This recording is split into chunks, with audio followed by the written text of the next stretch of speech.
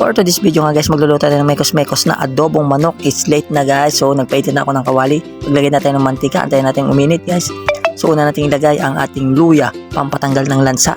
Dahil magluluto tayo ng adobong manok. Dahil natin siyang mag golden brown. Saka natin isunod yung bawang na pamatay aswang. So mekos-mekos lang natin yan guys. Pag nahalo-halo natin, lagyan na naman natin ang ating sibuyas, pampatigas. So halo-haloan na natin hanggang sa kanyang lumabas ang kanyang aromatic guys. Pag naamoy na ng kapitbahay, pwede na. So hayaan lang muna natin guys. So lagyan natin yung ating mga nalinisang mga manok. So gisain lang natin ng gisain guys. So hindi muna ako naglagay ng sili dahil tatantyahin muna natin yung ilalagay nating sili mga kanayon. So antayin lang natin, gisa lang natin siya hanggang sa pagkatapos ilagay na natin ang pamintang durog. Durog na paminta na laging umiiyak. Kalagyan natin ng dahon ng laurel galing sa kapitbahay. So antayin lang natin at mekos-mekos lang natin yan.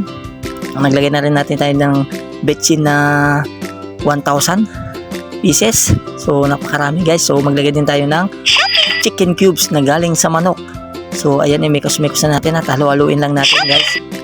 So antayin lang natin siyang lumambot. So hindi pa ako naglagay ng toyo dyan.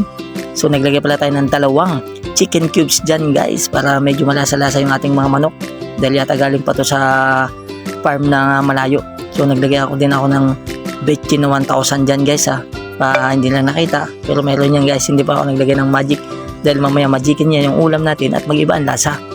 So mekos-mekos nga lang ang ulam natin. So minadan din natin dahil nako, alas 9 na ng gabi, nagugutom ng lahat. So antayin lang natin pakuluan guys. Wala natin nagdasa lumambot yung kanyang karne guys. So mekos-mekos na ulam ang ginawa natin yun. Dahil bumadali na tayo guys. Ayun na. So ayan lang natin yan guys hanggang sa lumambot yung ating karne. Ayan, nag-add pala ako ng sili. 2 lang daw sabi ng bunso dahil mahanghang daw. Sino nakaraan hindi siya nakakain dahil sobra ng sili ngayon. So 2 sili lang nalagay para makakain daw siya. So ayun na pala yung toyo na pampakulay ng ating mga manok.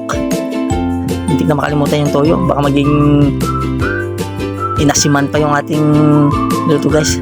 So lagyan pa natin yung toyo magkatapos ating gisain, palambutin. So lagyan natin yung toyo para kumapit na ang kanyang kulay sa ating chicken. So ayan, mekos-mekos na naman natin yung ating ulam. Ayan lang natin hanggang sa lumambot guys.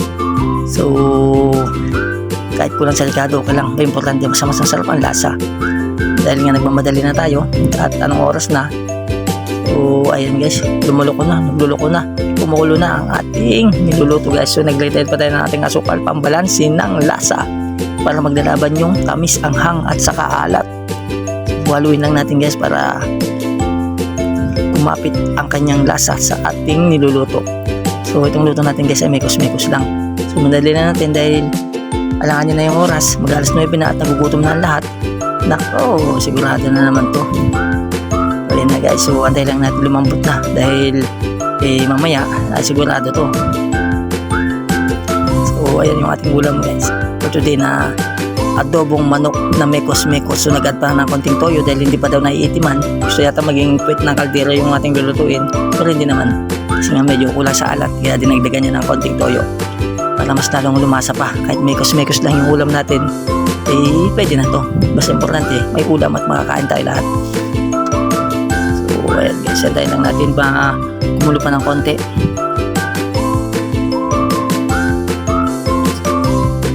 Ayan guys, malapit na tayong magutom, pero gutom na ang lahat. So konti na lang to guys, maluluto na yung ating mekos-mekos na adobo. Pero kahit ganyan yun, masarap ang lasa niyan guys. Dahil sinamahan ng pagmamahal, yun ang importante pag nagluluto ka. Kahit kulang sa rekado, basta samahan mo ng pagmamahal, sigurado masarap ang lasa niyan. Thank you guys for watching.